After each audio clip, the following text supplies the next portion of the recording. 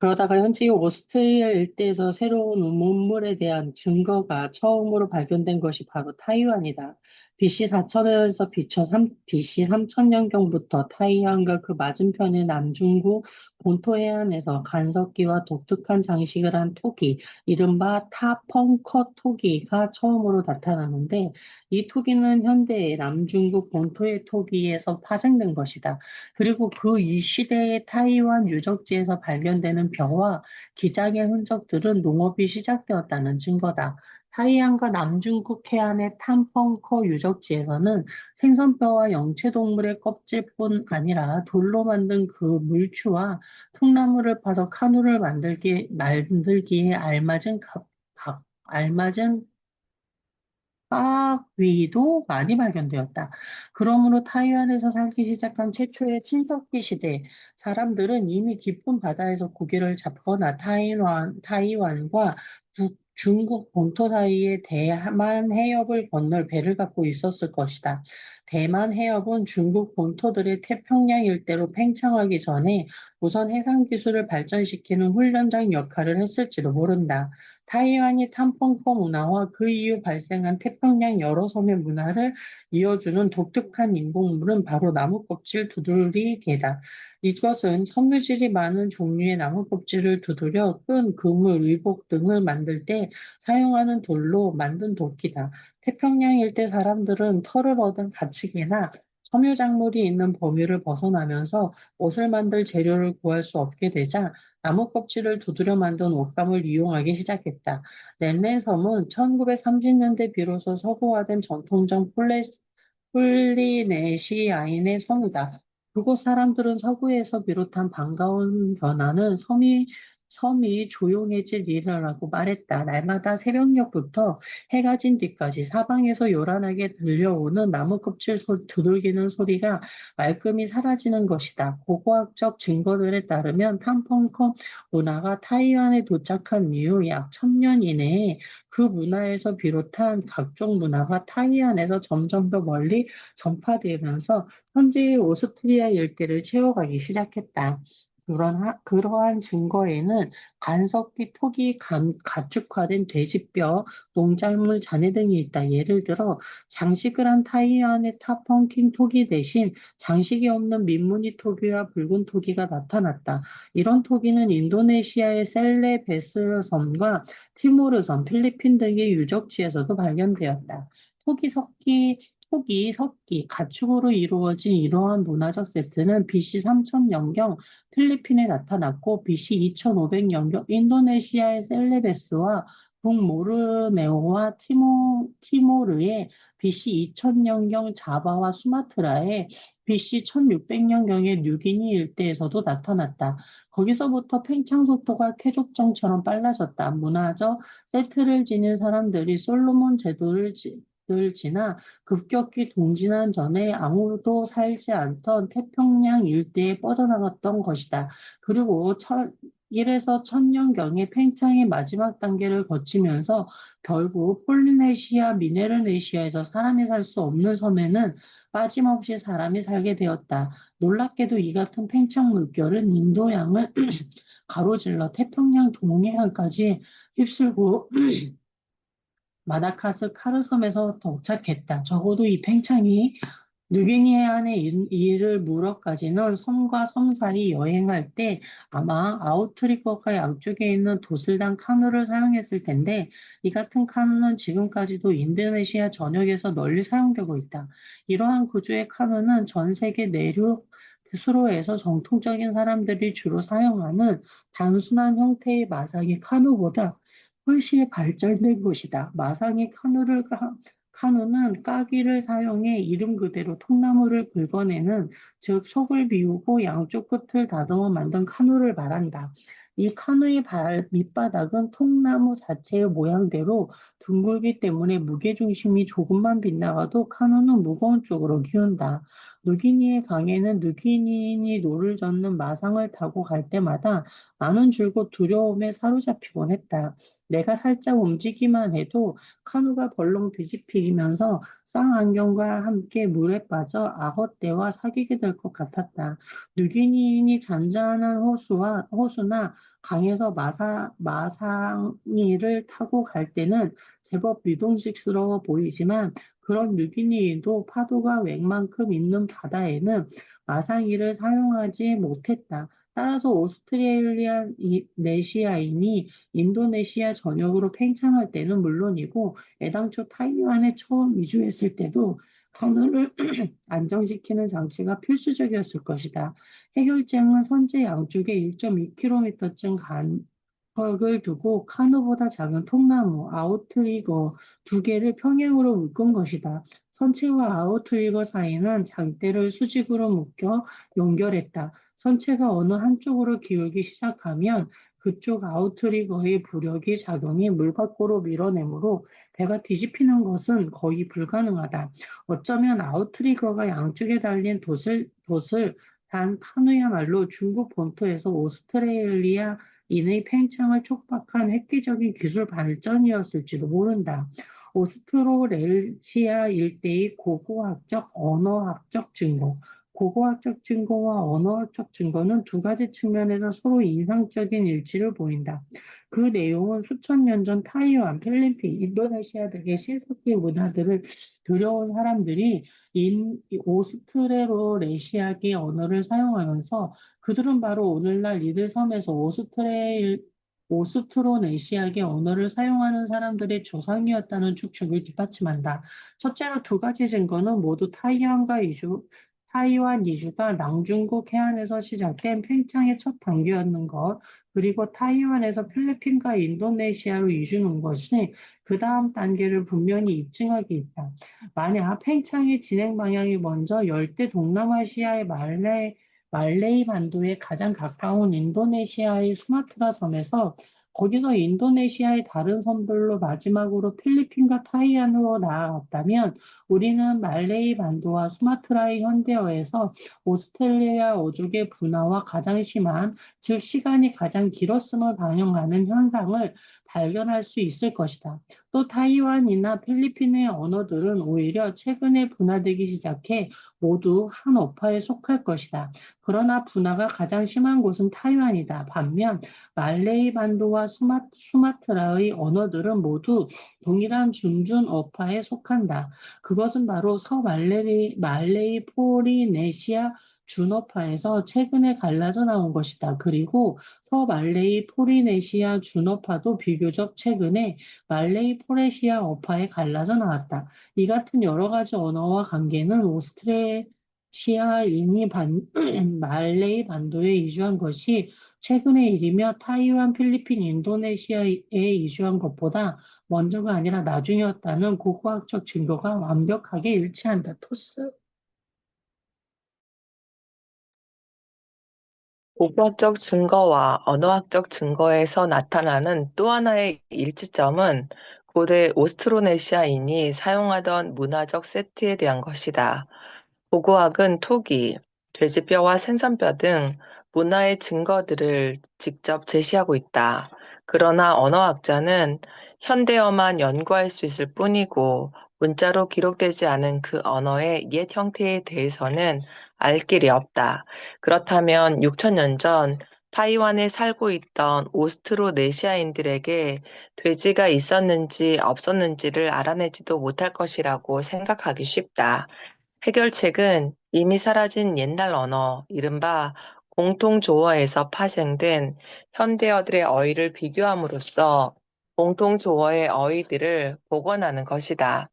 예를 들자면 아일랜드에서 인도까지 분포되어 있는 인도 유럽 어족의 많은 언어에서 양을 뜻하는 낱말들은 대체로 비슷비슷하다.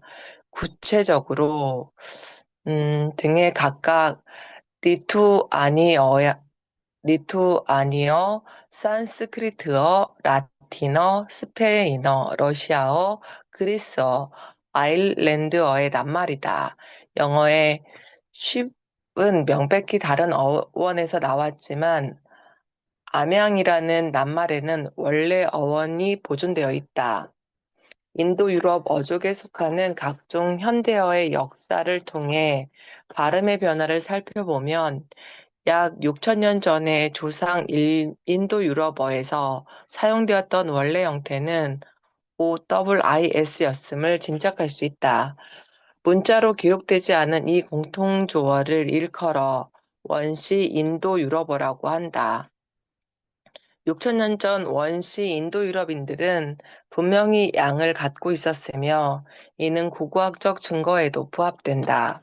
그 같은 방법으로 2,000개에 가까운 그들의 낱말을 복원할 수 있는데 그 중에는 염소, 말, 바퀴, 형제, 눈 등을 뜻하는 낱말들도 있다.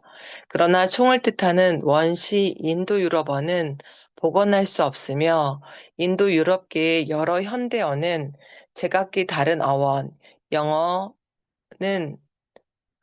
프랑스어는 모르겠다. 러시아는 등이 사용되고 있다.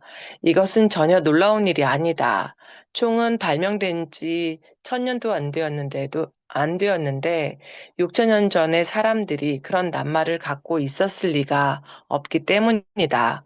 따라서 총을 뜻하는 공동어원을 물려받지 못했으므로 총이 발명되었을 때 각각의 인도 유럽계 언어는 나름대로 새 낱말을 만들어내거나 빌려올 수밖에 없었던 것이다. 똑같은 방법으로 우리는 타이완, 필리핀, 인도네시아, 폴리네시아 등 등지의 현대어들을 비교하여 먼 옛날 사용되었던 원시 오스트로네시아어를 복원할 수 있다. 이렇게 복원된 원시 오스트로네시아어는 들, 둘, 새, 귀, 머리니 등의 의미를 가진 낱말들이 있었다. 물론 원시 오스트로네시아인도 둘까지는 셈을 할 수 있었고 새를 알고 있었으며 귀와 이도 있었던 것이다. 더욱 흥미로운 것은 복원된 언어에 돼지, 개, 벼 등의 낱말이 있었다는 점이다. 그렇다면 원시 오스트로네시아 문화에는 이 같은 동식물이 있었다는 뜻이 된다. 복원된 언어에는 아우트거, 카누, 돛, 대왕조개, 낙지, 통발, 바다거북 등 해상 경제를 나타내는 낱말도 많다. 원시 오스트로네시아인들이 언제 어디서 살았든 그들의 문화에 대한 이 같은 언어학적 증거는 약 6천 년 전 타이완에서 바다에 적응하여 토기를 만들고 식량을 생산하며 살아가는 사람들에 대한 고고학적 증거에도 잘 부합한다. 오스트로네시아인들이 타이완에서 이주한 이후에 사용하기 시작한 원시 말레이 폴리네시아어를 복원할 때도 똑같은 과정을 적용하면 된다. 원시 말레이 폴리네시아어는 타로토란, 빵나무, 바나나, 참마, 코코넛 등 원시 오스트로네시아어에서는 복원할 수 없었던 열대 농작물에 대한 낱말들이 많다. 그러므로 언어학적 증거를 통해 우리는 타이완으로부터 이주한 이후 오스트로네시아인들에게 많은 열대 농작물이 새로 생겼음을 알 수 있다. 이러한 결론은 고고학적 증거와도 일치한다. 타이완, 북위 23도 가량으로부터 적도 부근의 열대지방으로 남하하면서 농경민들은 차츰 열대성 뿌리 작물이나 나무 작물에 더 많이 의존하게 되었고, 이 같은 농작물들을 열대 태평양으로 가져갔다. 오스트로네시아어를 사용하면서 남중국으로부터 타이완에 거쳐 이동하던 이 농경민들이 당시 인도네시아 서부와 필리핀에 살던 수렵 체질민들을 완전히 교체하여 원래 주민의 유전적 언어학적 증거가 남, 거의 남아나지 못할 정도였던 것은 무엇 때문일까? 그 이유는 지난 200년 사이에 유럽인이 오스트레일리아 원주민들을 교체 또는 말살할 수 있었던 이유, 남중국인이 열대 동남아시아인을 교체할 수 있었던 이유와 비슷하다. 즉, 농경민들은 인구가 훨씬 조밀했고 도구와 무기가 더 우수했으며 더 발전된 배와 해상 기술을 지녔기 때문이다. 또한 수렵 체질민들이 저항력을 갖지 못한 유행병들을 지니고 있었기 때문이다. 오스트로네시아어를 사용하던 농경민들은 아시아 본토인 말레이 반도에서도 일부 수렵 체질민들을 교체할 수 있었다. 이것은 오스트로네시아인들이 남쪽과 동쪽으로부터, 즉 인도네시아의 슈마트라 및 보르네오로부터 반도에 이주한 시기와 오스트로아시아어를 사용하던 농경민들이 북쪽으로부터, 즉 타이로부터 반도에 이주한 시기가 대략 일치했기 때문이다. 또 다른 오스트로네시아인들은 베트남 남부와 캄보디아에 자리를 잡았고, 오늘날 이들 나라의 소수 집단인 카머를 쓰는 사람들의 조상이 되었다. 그러나 오스트로네시아계 농경민들은 동남아시아 본토에서 더 이상 퍼져나가지 못한다. 왜냐하면 그곳에서는 이미 오스트로아시아계 및 타이카타이계, 카- 어, 타이카다이계 농경민들이 종전의 수렵 체질민들을 교체한 뒤였기 때문이다. 오스트로네시아계 농경민들에게는 오스트로아시아계 및 타이카다이계 농경민들보다 유리한 점이 없었기 때문이다. 오스트로네시아 어족 사용자들은 원래 남중국 해안에서 출발했을 것이라고 추측되지만 오늘날 중국 본토에서는 오스트로네시아계 언어가 전혀 사용되지 않는다. 그것은 중국 티베트 어족의 사용자들이 남쪽으로 팽창하면서 수백 개의 언어가 사라질 때 함께 없어졌기 때문인지도 모른다. 그러나 오스트로네시아 어족과 가장 가까운 어족은 타이카타이, 오스트로아시아, 마야, 마오야오 등으로 마오야오 등으로 생각되고 있다.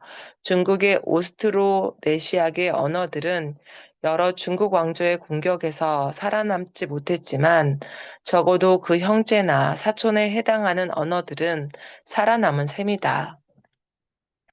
오스트로네시아인의 언어도 유전자도 뉴기니에는 침투하지 못했다. 지금까지 우리는 남중국 해안으로부터 타이안과 필리핀을 거쳐 인도네시아 서부 및 중부까지 약 4,000km에 걸친 오스트로네시아인의 팽창 초기 단계를 추적해 보았다. 이 같은 팽창 과정에서 오스트로네시아인들은 각 섬의 해안에서 내륙까지, 그리고 저지대에서 산악지대까지 사람이 살 만한 곳은 모조리 차지했다. 돼지뼈와 붉은 이장, 토기 착색에 쓰이는 점토 현타액, 민무늬 토기 등의 고고학적 특징들로 미루어 판단할 때 그들은 BC 1500년경에 이미 산이 많은 큰 섬, 뉴기니의 서쪽 끝으로부터 300km도 안 되는 인도네시아 동부의 할마헤라 섬까지 도달했었다. 그들은 그 이전에도 셀레베스, 보르네오, 자바, 수마트라 등 산이 많은 큰 섬들을 몽땅 차지했는데 뉴기니의 경우에도 마찬가지였을까? 그렇지 않았다. 이것은 현대 뉴기니인들의 대부분의 얼굴만 보아도 분명히 알 수 있는 일이고 뉴기니인들의 유전자에 대한 상세한 연구에서도 밝혀진 사실이다. 내 친구 워워르를 비롯하여 모든 뉴기니 고지인들은 검은 피부색, 돌돌 말린 머리카락, 얼굴형 등에서 인도네시아인, 필리핀인, 남중국인과는 완연히 다르다. 그리고 누기니 내륙 및 남해안 저지대에도 대부분 키가 더 큰 편이라는 점 이외에는 고지인과 비슷하게 생겼다. 유전학자들도 누기니 고지인 혈액 샘플에서는 오스트로네시아인의 유전적 특징을 발견하지 못했다. 그- 그러나 뉴기니의 북해안과 동해안, 뉴기니 북쪽 및 동쪽의 비르스마르크 제도와 솔로몬 제도에서는 상황이 좀 복잡해진다. 이들 지역 사람들의 외모는 워워르 같은 고지인과 아크마드 같은 인도네시아인 사이에 어디쯤에 들어가는데 대체로 위워르 쪽에 상당히 더 가깝다. 토스.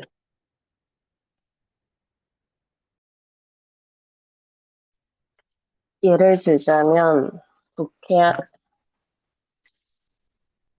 북해안 출신의 내 친구 사와카리는 물결 모양 머리를 가졌으므로 아크, 아크마드의 직무와 위어르의 돌돌 말린 머리카락의 중간이며 피부색은 위어르보다는 밝지만 아크마보다는 상당히 검은 편이다. 유전적으로 비스마르크 제도 및 솔로몬 제도 사람들과 뉴기니 북해안 사람들은 약 15%만 오스트로네시아인이고 나머지 85%는 뉴기니 고지인과 비슷하다. 그러므로 오스트로네시아인들은 분명히 뉴기니 일대에 도착하기는 했지만 이 섬의 내륙까지 완전히 침투하는 데는 실패했고 전부터 뉴기니 북해안과 주변 섬에서 살고 있던 사람들로 인해 유전적으로 희석되었던 것이다. 각종 현대어를 살펴보아도 똑같은 결론이 나오지만 더 자세한 내용을 알 수 있다. 15장에서 대부분의 뉴기니 언어가 속한 파푸아 언어구는 전 세계의 어느 어족과도 무관하다고 설명했었다.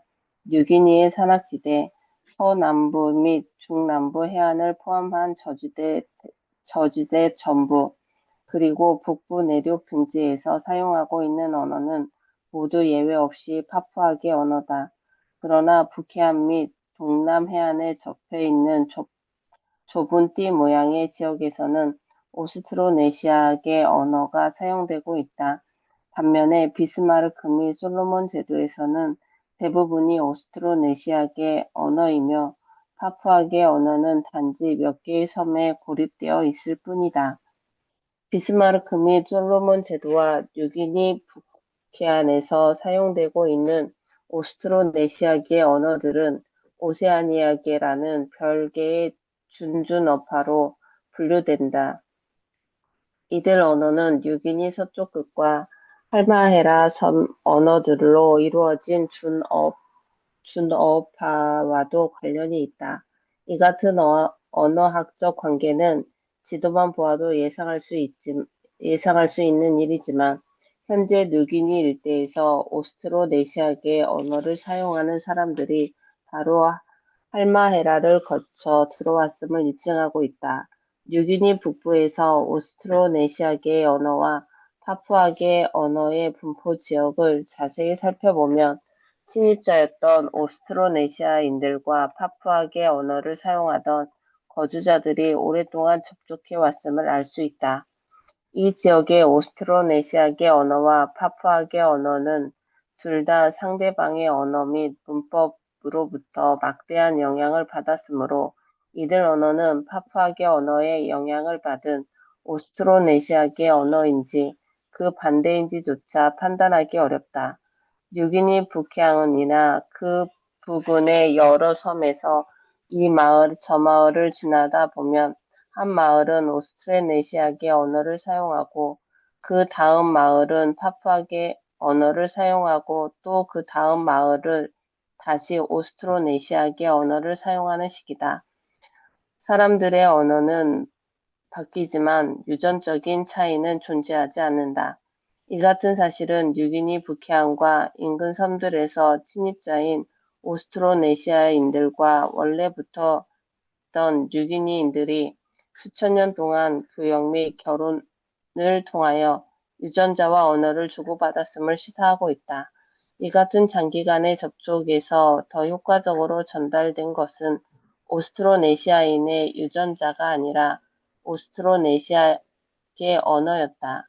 결국 오늘날 비스마르크 및 솔로몬 제도 사람들은 외모와 대부분의 유전자는 여전히 파푸아인이면서도 대다수가 오스트로네시아계 언어를 사용하고 있다.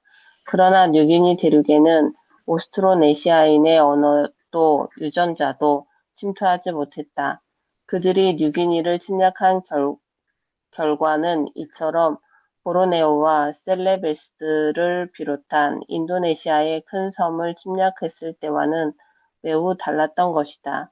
후자의 경우에는 오스트로네시아인들의 불도저 때문에 종전에 살던 사람들의 유전자와 언어는 거의 흔적조차 찾을 수 없을 정도였다.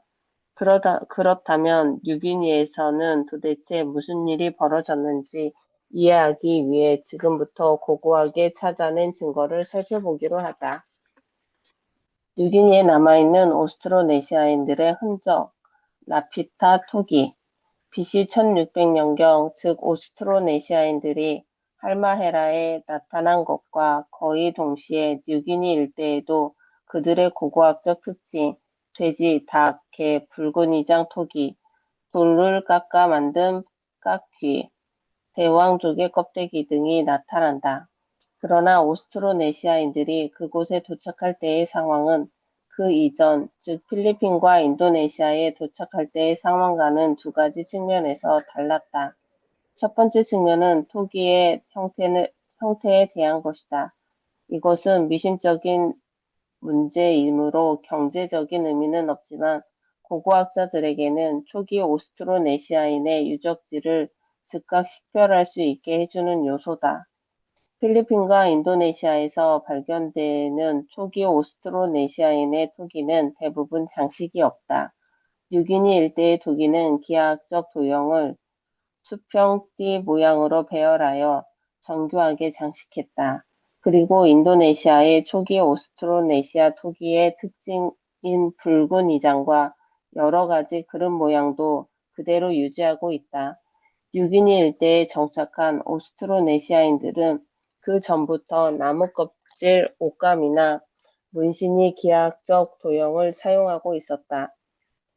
아마도 거기에 아이디어를 얻어 토기에도 문신을 새기기 시작한 듯하다. 이 같은 양식은 그것이 사용되었던 라피타라라는 고고학적 유적지의 이름을 따서 라피타 토기라고 부른다. 뉴기니 일대의 초기 오스트로네시아 유적에서 훨씬 더 중요한 두 번째 측면은 유적지의 분포 지역이다. 필리핀과 인도네시아의 경우에는 가장 오래된 오스트로네시아 유적지들도 루솜, 보르네오, 셀레베스 등의 큰 섬에 있는 반면 뉴기니 일대에서 라피타 토기가 발견된 유적지들은 비교적 큰 외딴 섬에 부속된 작은 섬들에 거의 국한되어 있다.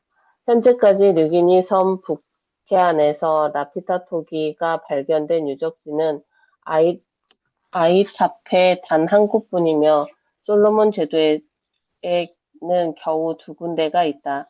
뉴기니 일대에서 라피타 유적은 대개 비스마르크 제도에 몰려 있다. 비교적 큰 섬에 부속된 작은 섬들이 대부분이며 드물지만 큰 섬의 해안에서도 발견되었다. 라피타 토기를 만든 사람들은 앞으로 확인하겠지만 수천 킬로미터를 항해할 수 있는 사람들이었다. 그들이 겨우 몇 킬로미터 떨어진 비스마르크 제도 내의 큰 섬이나 몇 킬로미터 떨어진 뉴기니에 촌락을 세우지 못한 이유는 그곳에 갈 능력이 없어서가 아니다. 고고학자들이 라피타 유적에서 발굴한 쓰레기를 바탕으로 라피타인의 식생활을 재구성할 수 있다. 그들은 주로 물고기, 돌고래, 바다거북, 상어, 조개류 등 해산물을 많이 먹었으며 가축으로는 돼지, 닭, 개가 있었다. 코코넛을 포함한 여러 가지 견과류도 먹었다. 그리고 타로토란이나 참마 등 오스트로네시아인들의 흔히 재배하는 뿌리 작물도 먹었겠지만 이 같은 농작물의 증거는 발견하기 쉽지 않다. 쓰레기 더미 속에서 수천 년 동안 보존되려면 아무래도 부드러운 뿌리 작물보다는 단단한 견과류 껍데기가 훨씬 좋았기 때문이다. 라피타 토기를 만든 사람들이 오스트로네시아계 언어를 사용했다는 것은 직접 증명하기란 불가능하다. 그러나 이 같은 추측에 거의 확실하게 입증되는 두 가지 사실이 있다. 첫째, 토기에 새겨진 장식을 제외한다면 토기 자체 및 그것과 관련된 문화적 물품은 오늘날 오스트로네시아계 언어를 사용하는 사회들의 조상이었던 인도네시아와 필리핀의 유적지에서 발견되고 있는 문화적 잔해와 비슷하다. 둘째, 라피타 토기는 종전에 아무도 살지 않았던 태평양 외딴 섬에서도 발견된다. 조금만 더 읽을게요. 라피타 토기를 가져왔던 사람들은 이후에 다시 새로운 민족이 들어왔다는 증거도 없고 오늘날에도 그곳 사람들이 오스트로네시아계 언어를 사용하고 있는 것으로 보아 이 문제에 대해서는 나중에 다시 살펴보기로 하자. 라피타 토기는 뉴기니 일대에 오스트로네시아인들이 도착했다는 표시로 봐도 좋을 것이다. 여기까지 하겠습니다.